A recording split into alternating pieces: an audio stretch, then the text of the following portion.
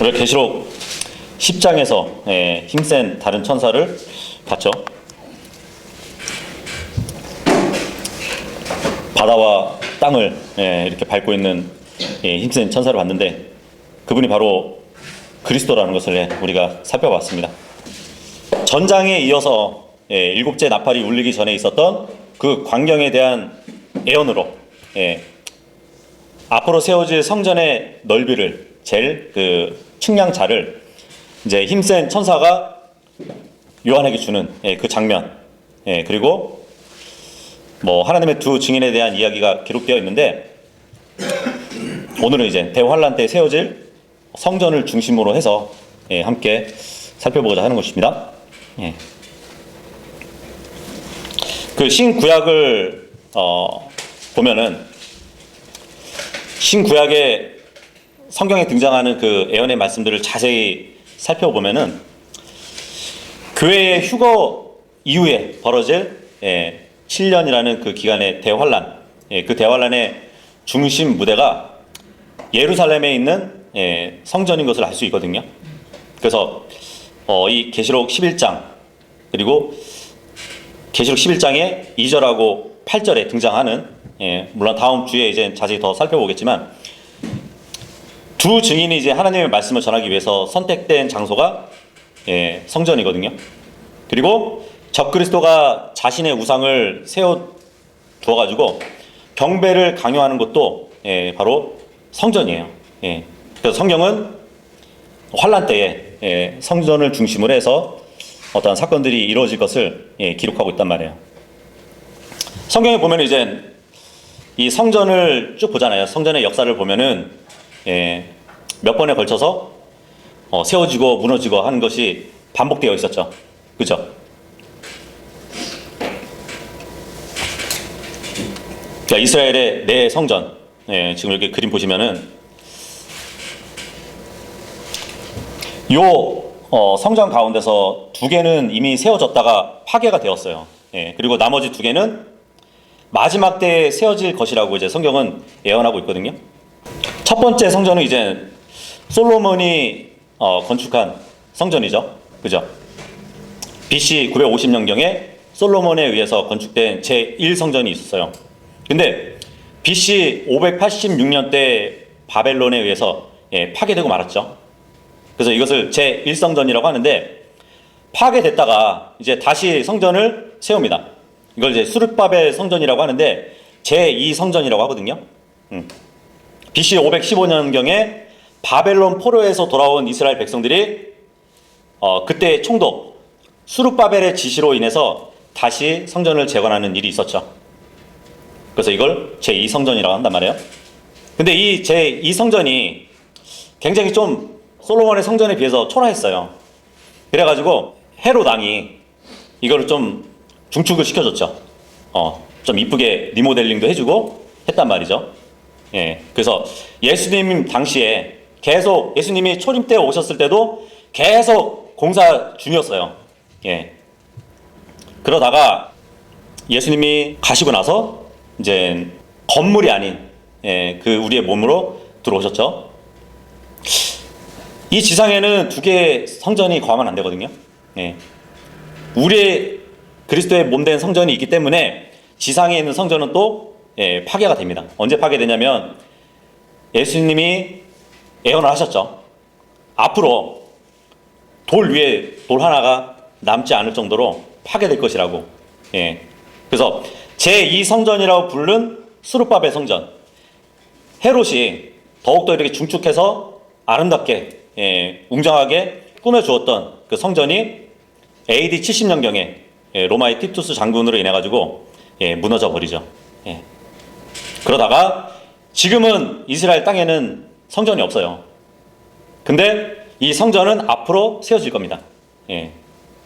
앞으로 세워지면은 몇 번째 성전이죠? 그러니까 우리 영적인 성전은 빠져야 되니까 세 번째 성전이 되는 것이에요. 건물로서. 그래서 이 그림대로 보면은 지금까지 세워졌다가 파괴된 두 성전이 있고, 앞으로 세워질 이제 두 개의 성전이 남았어요. 대환란 때에 제3성전이 세워질 것이고, 이것 또한 무너질 겁니다. 예, 그리고 나서 예수님이 재림하시고 천년왕국 때에 에스겔서의 그 도면에 대해서 기록한 글이 있는데 그거대로 다시 지어질 것이에요. 예수님이 다스리는 그 땅에 세워질 성전이 이렇게 남아있는 것이죠. 그래서 이스라엘의 성전은 결국은 마지막에 제4 성전이 되겠네요. 그죠? 예. 그러니까 어떻게 보면은 대환란 때의 성전은 하나님의 영광이 있어야 되는데 나중에 적그리스도가 앉게 되거든요. 그래가지고 그 성전이 더럽혀졌기 때문에 제3 성전은 허무시고 천년왕국 동안에는 주님이 통치하실 그 보좌 역할을 하게 될 제4의 성전이 천년왕국 때 세워질 것으로 우리는 알고 있습니다. 일단은 뭐 그 성전의 역사에 대해서 잠깐 우리가 봤고요. 본문 들어가서 한번 오늘 내용을 한번 같이 나눠보도록 하겠습니다. 11장 1절 다 같이 읽어보도록 할게요. 시작. 그리고 나에게 한 막대기 같은 갈대가 하나 주어졌더라.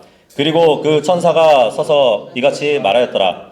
일어나서 하나님의 성전과 제단과 그 안에 경배하는 자들을 측량하라. 계시록 10장에 보니까 힘센 다른 천사, 우리가 살펴본 그리스도께서 작은 책을 요한에게 건네주었었죠. 이제는 요한에게 막대기 같은 갈대를 주세요.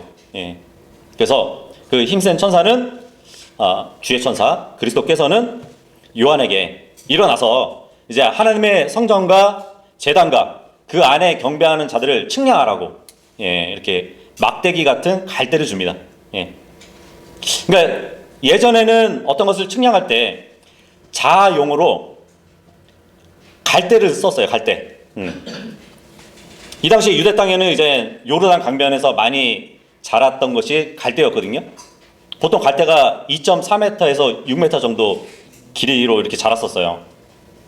근데 여기서 지금 측량되는 그 길이를 잴 때는 막대기 같은 갈대를 주면서 지금 측량하라고 하신 것이죠. 근데 지금 여기 측량되는 이 성전은 대환란 때 땅에 세워질 성전이에요. 뭐 계시록 8장에 나타나는 하늘의 성전이 아니고요. 근데 하늘의 새 예루살렘 성전도 측량을 하거든요. 그때는 뭘로 측량하냐면 금 갈대로 측량을 해요. 금 갈대. 그리고 지금 요한이 측량할 이 성전은 막대기 같은 갈대로 측량을 합니다. 그리고 나중에 천년왕국 때 지어질 에스겔 성전도 측량을 하게 되거든요. 그거는 에스겔서 40장 3절에 보면은 아마주라고 측량 갈대로 측량을 해요. 이렇게 딱 구분이 돼요. 새 예루살렘 성전은 금갈대로 측량되고 대환란 때 성전은 막대기 같은 갈대로 측량되고 천년왕국 때 세워질 그 성전은 아마주라고 측량 갈대로 측량한다고 이렇게 구분되어 있습니다. 그렇다면 지금 요한이 측량할 성전은 이 땅에 아직은 없어요. 앞으로 세워질 거예요. 그렇다면 이 성전은 어디에 세워질까요? 당연히 예루살렘에 세워져야겠죠. 그죠? 지금 현재는 예루살렘에는 유대인이 하나님께 제사 드릴 성전은 없습니다. 다시 말하지만 예수님 때 있었던 헤롯 성전은 AD 70년경에 로마군이 다시는 유대인들이 모이지 못하도록 80년 동안 힘들어서 지은 그 성전을 파괴시켜 버렸어요. 그 티투스 장군이 자신이 이끄는 로마군으로 인해 가지고 예루살렘을 함락시키고 성전과 성전 그 터에 금괴가 묻혀 있다는 그 소문을 듣고 완전 땅까지 다 파버린 거예요. 그러니까 성전의 기초까지 완전히 무너뜨려 버린 거예요. 아예 자치가 없어진 거죠. 그러니까 예수님의 예언의 성취가 된 거죠. 마태복음 24장 1절하고 2절을 보면은 예수님이 예언을 하시잖아요. 이후에 예수님께서 나가시어 성전으로부터 떠나셨더라. 그러자 그분의 제자들이 성전의 건축물들을 그분께 보여드리고자 그분께 나왔더라. 주님, 이 리모델링 된 성전 한번 보시라고. 얼마나 아름답냐고. 그랬더니 예수님이 그렇게 말씀을 하세요. 너희는 이 모든 것들을 보지 않느냐? 진실로 내가 너희에게 말하노니 여기에 돌 하나도 다른 돌 위에 남겨지지 아니하리니 무너뜨리지 아니할 돌이 없으리라 하셨더라. 그래, 너네가 지금 이 아름다운 성전을 보고 있지? 앞으로 무너질 거야 하고 말씀을 하셨던 것이에요. 예. 뭐 성전만 무너졌을 뿐만 아니라 유대인들이 완전히 뿔뿔이 흩어졌어요. 그 예루살렘이 함락된 후에 여러 나라들로 흩어졌거든요. 예, 그래서 그 유대인들을 디아스포라라고 말을 하죠. 예. 근데 이 유대인들이 전 세계로 뿔뿔이 흩어져 있다가 1948년 5월 14일에 다시 이스라엘에 모여 들어가지고 그 이스라엘이 다시 건국이 됐잖아요. 그죠? 예. 그동안에는 비어 있었는데 결국은 유엔의 힘을 빌었고요. 예. 또 시오니즘이 굉장히 활성화하게 돼서 결국은 다시 고국으로 사람들이 돌아와서 이스라엘이 건국이 됐습니다. 자, 그런데 주인이 없는 땅이었어요. 그죠? 예. 주인이 없는 땅이었는데 팔레스타인들이 들어와서 거주하고 있었던 것이에요. 여기 지도 보면은 이 파란색 부분에 베이지색, 예. 베이지색으로 좌측하고 우측하고 요 안에 이렇게 들어와 있잖아요. 예. 이 팔레스타인 사람들이 들어와 있던 것이에요. 물론 유엔이 이스라엘이 다시 이 고국으로 들어왔을 때 이미 팔레스타인들이 살고 있었기 때문에 토지를 분할해 줄 수밖에 없었어요. 나가라고 할 수가 없었거든요. 예. 그래서 팔레스타인 요만큼 땅 차지하고 나머지 땅은 유대인들이 이렇게 차지하라고 나눠주었거든요. 예. 그런데 이 팔레스타인들은 결의안을 거부했어요. 이스라엘은 그 이후로 들어와가지고 여러 번의 전쟁을 치르면서 유엔이 정해준 그 땅보다 더 많이 확장하게 됐어요. 예. 이 지도상으로도 보면은 조금씩 이 팔레스타인 땅이 줄어들고 있죠. 그죠? 예. 그런데 이때 고국에 돌아온 유대인들이 굉장히 수가 적었거든요. 이미 독일 나치한테 그 홀로코스터를 겪었기 때문에 600만 명이 살해되고 나서, 그죠? 나머지에서도 일부만 고국으로 돌아왔단 말이에요.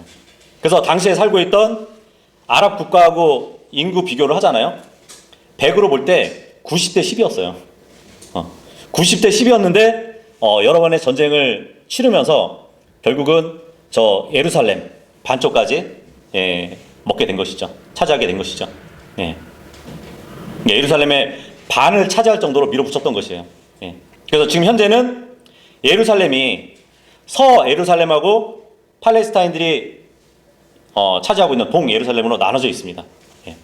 문제는 성전을 지어야 되는데 유대인들이 생각하기에는 지금 이슬람 종교 그 건축물 모스크가 그 성전터에 딱 자리 잡고 있는 거예요. 그 사진 보시면 아시죠? 그 황금 도무로 있는. 예. 저희가 성전터인데 저들을 몰아내서 거기다가 성전을 지어야 되는데 완전히 탈환을 해야 되는데 그러한 상황이 놓인 것이에요. 그래서 늘 이 예루살렘 지역이 항상 긴장이 되고 여러 이제 막 폭동들이 일어나는 그런 와중에 있죠.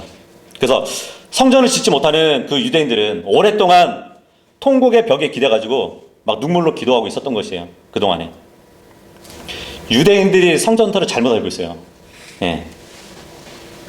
지금 요 사진 보시면 이제 모스크가 있는 터. 예. 여기가 아니에요. 그러니까 정확히 보면은 지금 황금 사원이 지금 보이잖아요. 네모나게. 그 앞쪽으로 내려와야 돼요. 지금 그 벽 있는 쪽 있잖아요. 여기 앞쪽에 벽. 예. 그쪽 위치예요. 이쪽이 어딘지도 알아요. 네? 벽 쪽이 내 벽이 있는데 어디? 지금 요 사진에서 남쪽. 남쪽으로 좀 이렇게 낮은 지역 있죠. 예, 거기가 성전터예요. 요 황금 사원이 있는 요 자리라면은 성벽이 남아 있으면 안 되거든요. 예. 예수님이 돌 하나도 돌 위에 남겨지지 않는다 그랬잖아요. 보통 담을 싸게 되면은 돌 위에 돌을 계속 얹어가지고 담을 쌓는 거잖아요. 그 벽 하나도 남지 않는다 그랬거든요. 예. 그런데 지금 유대인들은 여기 보면 그 밑에 유대인의 통곡의 벽이라고 있죠. 이거를 성전의 잔해물로 남아 있다고 생각을 하는 것이에요. 성전 그 그러니까 담벼락으로. 성전의 벽으로 생각하고 지금 이 통곡의 벽에서 막 울면서 기도한단 말이에요. 다시 세워주기를 원한다고 하면서. 예. 근데 분명히 주님은 전혀 그 성전의 잔해물이 남아있지 않을 거라고 예언했단 말이에요. 그리고 두 번째로는 이 성전이 다윗의 도시에 있었단 말이에요. 성전이라 하면은 짐승을 잡아야 되잖아요. 희생물을 주님께 드려야 되기 때문에 항상 피를 흘려야 되거든요. 그러면 그 피를 씻으려면 물이 필요해요. 예. 물이 필요한데 지금 여기 모스크바이 황금사원에서는 물을 인공적으로 이렇게 끌어들일 수 있는 그러한 환경이 안 돼요. 그래서 이게 사진이 잘 보일지 모르겠지만 지금 위에 성전산이라고 돼 있죠. 그 밑으로 내려오면은 여기가 다윗 도시란 말이에요. 시온성. 그 옆에 보면은 기드론 골짜기라고 써 있죠. 물이 흐르던 곳이거든요. 예. 여기서 가까운 지점이 성전산 그 밑에 요쪽까지 인공으로 흐르는 물을 필요로 했기 때문에 이 기드론 시내하고 가까운 곳에 성전이 있었단 말이죠. 그 유대 역사가 요세푸스라는 사람이 뭐라고 이렇게 역사에 남겼냐면 헤롯 성전 옆에 로마의 주둔 기지가 있었다고 그렇게 기록을 해요. 예. 그리고 성전과 통하는 계단이 있었다고 얘기를 한단 말이에요. 그렇다면은 이런 식으로 이렇게 구조가 있었던 얘기예요. 지금 오른쪽은 로마의 군대 주둔 기지고 요 왼쪽에 보면은 왼쪽 밑으로 보면은 여기가 성전터란 말이에요. 근데 그 중간에 다리처럼 연결된 게 있죠. 이런 그림이 나온다는 얘기예요. 위쪽은 로마 주둔 기지, 밑에는 성전인데 그 중간에 있는 다리가 있어요. 그죠? 예. 그래서 사도행전 21장에 보잖아요. 한 번은 바울이 모세의 율법을 어기고 헬라인을 데리고 성전에 들어가는 장면이 있어요. 그랬더니 유대인들이 바울을 막 죽이려고 했던 그런 사건이 있었단 말이에요. 그래서 바울을 죽이기 직전에 로마의 군대 총대장이 나타나요. 그래가지고 유대인들을 막 말려요. 하지 말라고.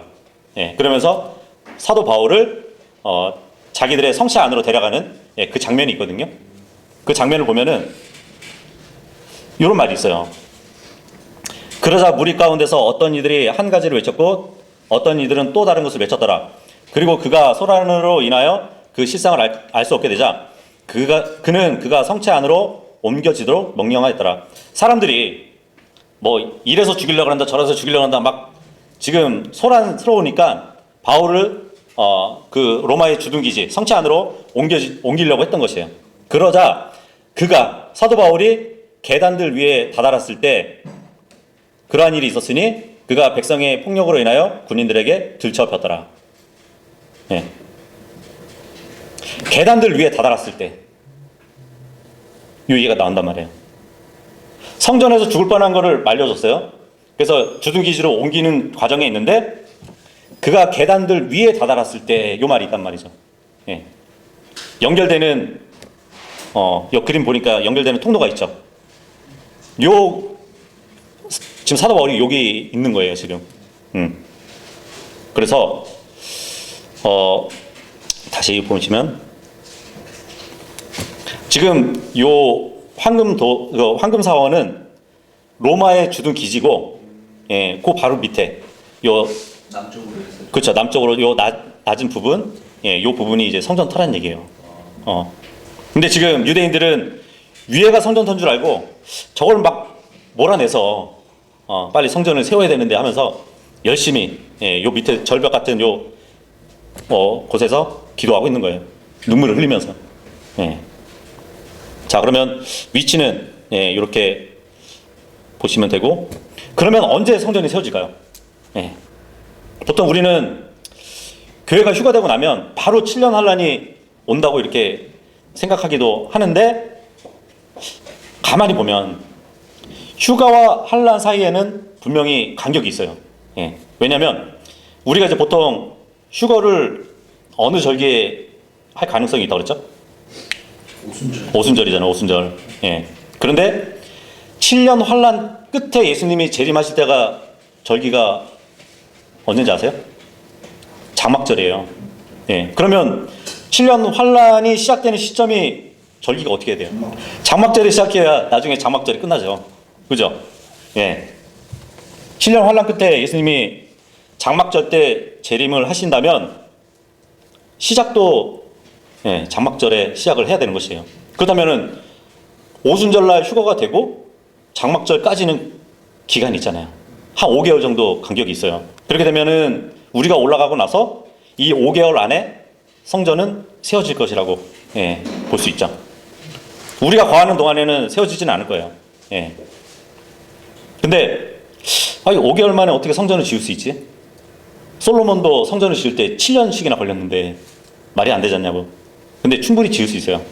지금 성전 재건을 위해서 쓰일 건축 재료가 다 마련됐어요. 몇 개월 만에 지을 수 있대요. 그리고 지금 그 성전에 쓰일 성물들 있잖아요. 메노라, 뭐 금촛대, 빵 테이블, 또 성전에서 이제 봉헌물로 드릴, 성전이 세워지면은 첫 번째로 드릴 제물이 이제 붉은 송아지거든요. 성전 기물들도 다 지금 만들어서 있고요.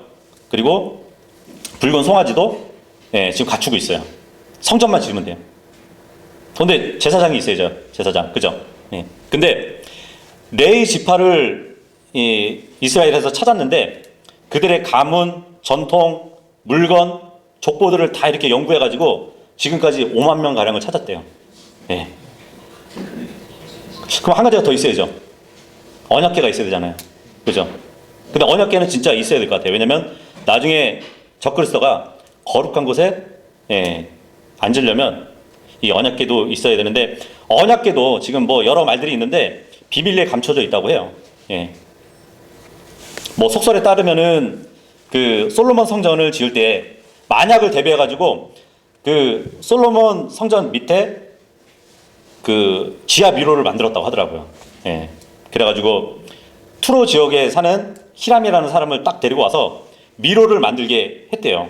그래가지고 솔로몬 성전 지하에 미로를 건축하고 나서 그 지하의 구조를 감추기 위해서 그 석공들을 눈을 가리고 들어가게 하고 공사 끝나면은 눈을 가리고 나오게 하고 하는 식으로 해서 지었다고 합니다. 그래서 뭐 결국은 솔로몬 왕하고 설계자였던 히람만 알고 있대요, 거기를. 근데 이 히람이라는 사람은 사람들한테 석공 기술을 가르쳐 주는 것을 거부하는 바람에 그 석공들에게 이제 죽임을 당했다고 하더라고요. 뭐 어쨌든 뭐 그런 속설도 있고, 유튜브 보면은 이제 안식교 고고학 하시는 분이 있는데 뭐 그분이 발견했다고도 하고, 골고다 그 십자가 밑에 뭐 피가 흘렀던 것을 뭐 발견하면서 그 밑에 뭐 언약궤가 있는데 그것을 꺼내지 못한다고, 위치는 안다고, 그런 말도 있고요. 거기 제사장이 확인하려고 2명이 들어가서 죽었대잖아요. 뭐 열어봐서 죽었는지 모르겠어요. 하여튼. 그리고 지금 유대인들 중에 수석 랍비들 있잖아요. 그 랍비들도 황금돔 그 사원이 성전터가 아니라는 걸 알고 있대요. 근데 많은 유대인들이 이제 그쪽을 성전터로 알고 있다 보니까 이제 그 사람들이 정말 한 생각으로 정말 성전터를 제대로 인정하게 되면 전쟁 없이도 지을 수 있다는 거예요. 왜냐면 지금 유대인들은 거기를 찬탈하고 나서 지으려고 하잖아요. 근데 만약에 성전터가 제대로 여기라는 것을 사람들이 연구해서 뭐 인정하게 되면 그냥 전쟁도 없이 지을 수 있다는 것이에요, 지금. 어쨌든 대환란은 성전이 지어지는 기점으로 시작이 될 것이에요. 자, 그러면 대환란의 시작을 우리가 장막절이 돼야 된다고 말씀드렸잖아요. 그러면 성전도 장막절에 지어져야 한다는 것이죠. 근데 구약에 보면요, 다윗이 죽고 나서 솔로몬 왕이 성전을 건축하게 되잖아요. 솔로몬이 이제 왕으로 재위한 지 5년째 되는 날부터 이렇게 성전을 짓기 시작합니다. 그래서 7년의 공사 기간을 거쳐가지고 결국은 성전을 짓게 되죠. 자, 그런데 열왕기상 6장 37절에 보면은 이런 말씀이 있어요. 제4년 집월에, 그러니까 유대 달력에 이제 집월이라는 때가 있습니다. 주의 집의 기초가 놓였더라. 그리고 제11년 8째 달인 불월에 집의 모든 부분들을 통틀어 그것의 모든 형식에 따라 집이 완성되었더라. 그렇게 하여 그가 그것을 건축하는데 7년이 걸렸더라. 7년이 걸렸는데 지금 집월이라는 그때에 시작해서 불월이라는 그때에 완공을 했대요. 이게 무슨 말일까요? 아까 우리가 유대 달력을 봤잖아요. 이 유대 달력은 니산월, 이하르월, 시아월 이렇게 쭉 나가잖아요. 요거는 이제 바벨론 포로에서 돌아와가지고 이렇게 이제 명칭을 넣은 거고요. 그 전에 바벨론 포로로 가기 전에 이름들이 어떻게 나냐면 아달월, 아비벌, 시브월 이래요.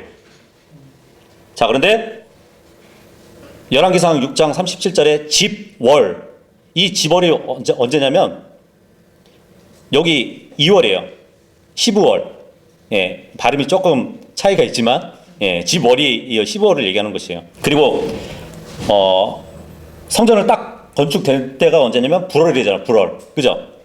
유대인의 8월 달이 불월이에요. 장막절이에요. 장막절 때 완공이 된 거란 말이에요. 그래서 어쩌면 성전을 처음 지었을 때 그 솔로몬을 기념하면서 유대인들이 장막절 절기에 맞춰서 성전을 건축한다면 그때부터 이 환란이 시작된다고 우리는 볼 수 있는 것이에요. 우리 한번 2절 한번 읽어볼게요. 2절 시작. 그러나 성전 바깥에 있는 뜰은 제하고 그것을 측량하지 말라. 이는 그것이 이방인들에게 주어졌으며 그들이 거룩한 도성을 42개월 동안 발 아래 짓밟을 것이기 때문이라. 대환란 때 세워질 그 성전에 대해서 요한에게 측량하라고 했는데 2절에 보니까 성전 바깥에 있는 뜰은 제외하래요. 거기는 측량하지 말래요. 왜냐하면 이방인들에게 주어졌기 때문이라고 합니다. 지성소 제사장 뜰, 뭐 성전 안에는 여인들의 뜰이 있고요. 그리고 지금 성전 벽 바깥을 이방인의 뜰이라고 그러죠. 그죠? 요 위치를 한번 잘 보세요. 이 성전 밖의 뜰은 지금 측량하지 말라고 그래요. 이방인들한테 줘버렸다고. 42달 동안.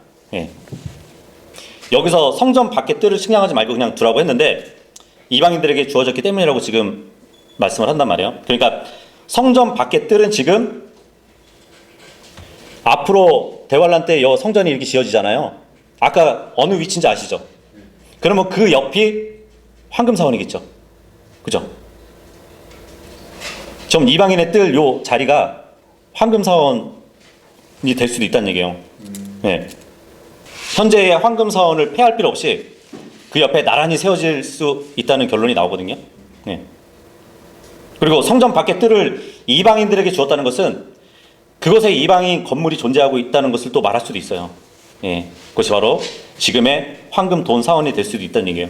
그래서 스가랴 대언자도 스가랴 1장 16절에 보니까 이렇게 예언을 합니다. 그러므로 주가 이같이 말하노라. 내가 자비들을 지닌 채 예루살렘으로 되돌아왔노라.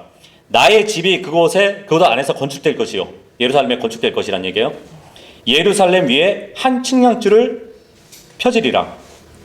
만군의 주가 말하노라.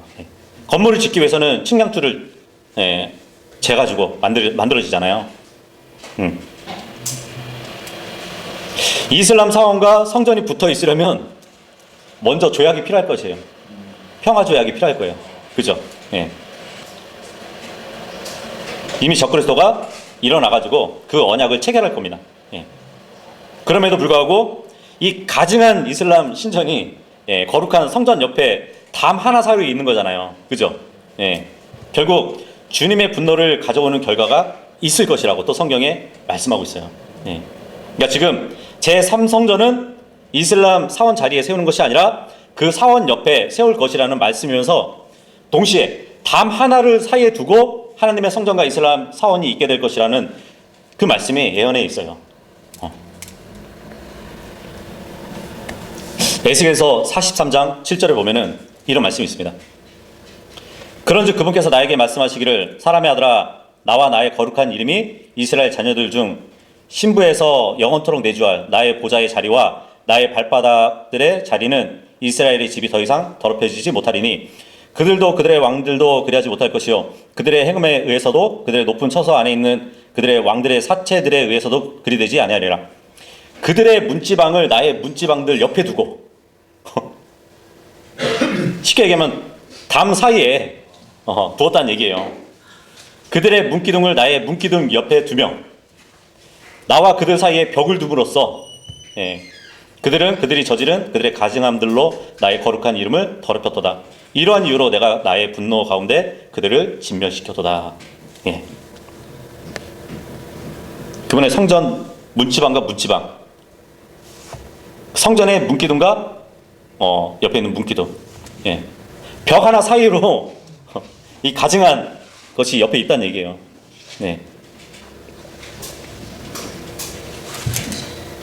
그 바로 성전 밖에 뜰 위치란 말이죠. 근데 42달 동안 이방인들에게 짓밟게 하신다고 하잖아요. 경륜적으로 보면은 이제 로마서 11장 25절에 보면은 이방인의 충만한 때라는 말이 나오죠. 근데 예수님은 누가복음 21장 24절에 그 때를 미리 말씀해 주셨어요. 그런즉 그들은 칼날에 쓰러질 것이요 모든 민족들 가운데 포로되어 끌려가리라.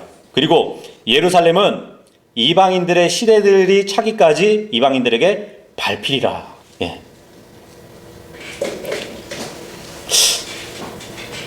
그러니까 성전 밖의 뜰, 땅도 밟기도 하고요.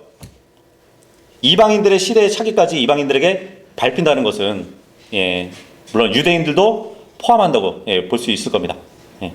그러니까 이방인들의 충만한 때는 대환란 끝을 얘기하거든요. 그 기간까지 유대인들은 이방인들에게 짓밟히게 될 것이에요. 유대인들은 성전 밖 뜰까지 쫓겨나가지고 이방인들에게 짓밟힐 것을 말씀해 준단 말이에요. 하나님은 유대인들을 세상을 부패하지 않도록 할 사명을 주셨거든요. 그런데 부패를 방지할 수 있는 그 소금의 역할을 하지 못했기 때문에 맛없는 소금이 되어버렸어요. 소금의 맛이 떨어지면 어떻게 되죠? 사람들에게 밟히게 돼요. 그 대환란 때는 이 이방인들에게 유대인들이 밟히게 되는 것이에요. 그래서 이 대환란이라는 이 기간은 유대인들에게는 야곱의 고난의 때라고 불려지죠. 그죠? 근데 이방인들에게는 이교도의 때라고 또 불려요. 그러니까 성경에서는 이방인의 또 다른 표현이 이교도거든요. 그래서 에스겔서 30장 3절에도 보면 이는 그날이 가까우며 바로 주의 날이 가깝기 때문이니 어느 구름이 껴서 흐린 날이로다. 그것은 이교도들의 때가 되리라. 경륜이 여전히 이방인이란 얘기예요. 아직 유대인의 경륜이 이루어지지 않았고요. 대환란 때는.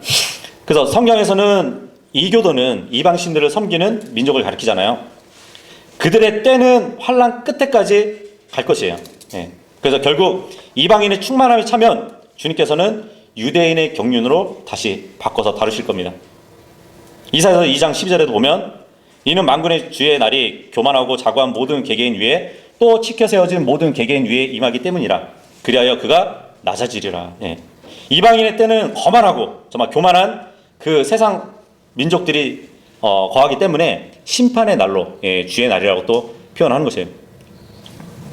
그 오바댜서 1장 15절에도 보면 이는 주의 날이 모든 이방 민족들 위에 가까이 있기 때문이라. 네가 행한 대로 그것이 너에게 행해지리라. 너의 보응은 너 자신의 머리 위로 되돌아가리라. 성경에서 42달 하면은 1260일을 얘기하죠. 성경의 한 달은 30일이잖아요. 그래서 환란의 3년 반 기간을 말하는 것이에요. 근데 이 기간은 우리가 다니엘서 70째 주를 이렇게 본 적이 있는데 마지막 한 주, 한 일회와 일치하는 기간이죠. 근데 이 기간은 계시록 11장 3절에서 이제 볼 텐데 두 증인이 사역하는 기간이고 계시록 12장 6절에 보면 해로 옷 입은 여인이 광야에서 도피하는 기간이기도 하고요. 그리고 특히 계시록 13장 5절에 보면 짐승이 권능을 행하는 기간이 이때예요. 그래서 이 짐승이 성전 바깥 뜰에서 요한이 측량한 하나님의 성전에 들어와서 가증한 일을 하게 될 것이란 말이죠. 그래서 대언자 다니엘이 이제 다니엘에서 보면은 거룩한 성소 안에 가증한 것이 서게 될 것이라고 말을 했고, 예수님도 마태복음 24장 15절에 같은 말씀을 하셨죠. 그러면서 이제 에레미야에 가서 4장 12절에 보면 그 대적과 원수가 예루살렘의 성문들 안으로 진입하리라고는 땅의 왕들과 세상의 모든 거주민들이 믿지 못하였으리라. 이방인들조차도 예상하지 못했대요. 그 적그리스도가 예루살렘의 성문 안으로 진입할 것을 이방인들도 예상을 못했다는 거예요. 그런데 이 적그리스도가 성문으로 진입하면 유대인들도 로마서 11장 25절에 보면은 부분적으로 눈먼 자들이 있다고 그러거든요. 그들은 메시아인 줄 알고 적그리스도를 따르게 될 것이에요. 그래서 요한복음 5장 43절에 예수님이 말씀하셨잖아요. 내가 나의 이름으로 왔을 때 너희는 날 받아들이지 않았는데 만일 또 다른 이가 자신의 이름으로 온다면 너희는 받아들일 것이라고. 그런데 눈을 뜬 유대에 있는 유대인들은 산으로 도망하게 돼요. 예수님도 경고하셨죠. 적그리스도가 오면 산으로 도망하라고. 그리고 도시로 다시 들어가지 말라고. 누가복음 21장에 또 이렇게 경고를 해주십니다. 그래서 성경은 마지막 때에 강력한 카리스마를 탁 가진 지도자가 일어날 것이에요. 평화를 명분으로 해가지고 전 세계를 통합할 것입니다. 그런데 유대인들도 메시아를 기다리잖아요. 이슬람 교도들도 마지막 때에 한 사람을 기다려요. 앞으로 많은 나라들을 이끌고 평화의 시대를 약속할 한 자가 일어설 것이라고 예언이 있어요. 근데 이슬람이 기다리는 그 구원자는 마흐디라고 합니다. 마흐디라고 불리는 인물인데, 이 마흐디와 성경의 적그리스도가 사실상 동일한 인물이라고 보시면 돼요. 어쩌면 적그리스도가 유대인에게 먼저 얼굴을 내미기 전에 이슬람 교도들에게 먼저 다가가서 그를 받아들이게 할 것이에요. 적그리스도는. 그 다음에 유대인에게 다가갈 것이에요. 그러면서 이젠 어떻게 되죠? 결국 하나님의 성전에 들어와서 앉게 될 것이에요. 그래서 데살로니가 후서 2장 3절에 보면 아무도 어떤 방식들로 너희를 속이지 못하게 하라. 이는 먼저 배교하는 일이 오지 않으면 그날이 오지 않기 때문이라. 그리고 나서 그 제 사람 곧 파멸의 아들이 나타내 보이리라. 그는 대적하는 자요 하나님이라고 불리거나 경배를 받는 모든 것 위에 자기 자신을 크게 높이는 자니라. 그렇게 하여 그가 하나님처럼 하나님의 성전 안에 앉아 자신이 하나님이라고 스스로를 내보이느니라. 여기서 보니까 죄의 사람이 있고 파멸의 아들이 있죠. 한 인물을 지칭하는 것이. 지금 죄의 사람하고 콤마를 딱 찍어놨잖아요. 중간에 콤마가 있다는 것은 어떠한 기간 간격을 얘기해 주는 거거든요. 그 적그리스도는 환란 전 3년 반은 죄의 사람으로 있다가 후 3년 반은 파멸의 아들로 활동을 하는 인물입니다. 그래서 짐승의 표 시스템을 구축한 후에 자기에게 경배하지 않고 표를 거부하는 자들을 목을 자를 것이에요. 근데 그 일을 수행할 수 있는 종교가 이슬람이에요. 그러니까 이슬람들은 온전히 적그리스도를 받아들일 것이에요. 마흐디로 생각하고 자기들이 기다렸던 메시아로 생각하고. 다니엘서 7장 25절에 보면은 그리고 그는 지극히 높으신 분을 대적하여 엄청난 말을 할 것이요. 금방 데살로니가 후서 봤죠? 하나님의 성전에 앉아서 하나님이라고 스스로 내보인다고. 지극히 높으신 분의 성도들을 지쳐버리게 하고 시기들과 법들을 바꾸려고 생각하리라. 유대인의 절기 율법도 바꿀 것이란 얘기예요. 그리하여 그들은 한 때와 두 때와 반으로 분할된 때까지 그의 손안에 주어지리라. 그러니까 완전히 적그리스도한테 장악될 그 유대인들을 보여줍니다. 제3성전은 이슬람 사원이 있는 그 한 장소에서 지어질 것이라고 보여져요. 말씀드렸죠? 한 예루살렘이 서예루살렘과 동예루살렘으로 나눠졌다고 그랬잖아요. 서예루살렘은 유대인 땅, 동예루살렘은 지금 이 팔레스타인 땅이란 말이에요. 이걸 잘 기억하고 스갈에서 14장 4절에 보면은 이런 말씀이 있습니다. 예수님의 재림의 문맥이에요. 그리고 그날에 그분의 두 발은 예루살렘 앞 동쪽에 있는 올리브산 위에 서시리니 올리브산은 그것의 중심부에서 동쪽과 서쪽으로 갈라질 것이요. 서예루살렘, 동예루살렘, 동쪽과 서쪽이 갈라질 것이래요. 거기에 매우 거대한 골짜기 하나가 생기리라. 그리고 그 산의 절반은 북쪽을 향하여 그것의 절반은 남쪽을 향하여 움직이리라. 주님께서 오시면 드디어 하나님의 성전과 이 이슬람의 사원과 분리될 것이에요.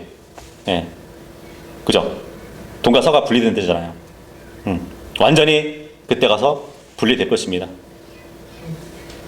마치 그런 것 같죠? 고린도후서 6장 14절에 보면은 하나님의 성전이 우상들과 어떤 조화를 이루겠느냐, 그죠?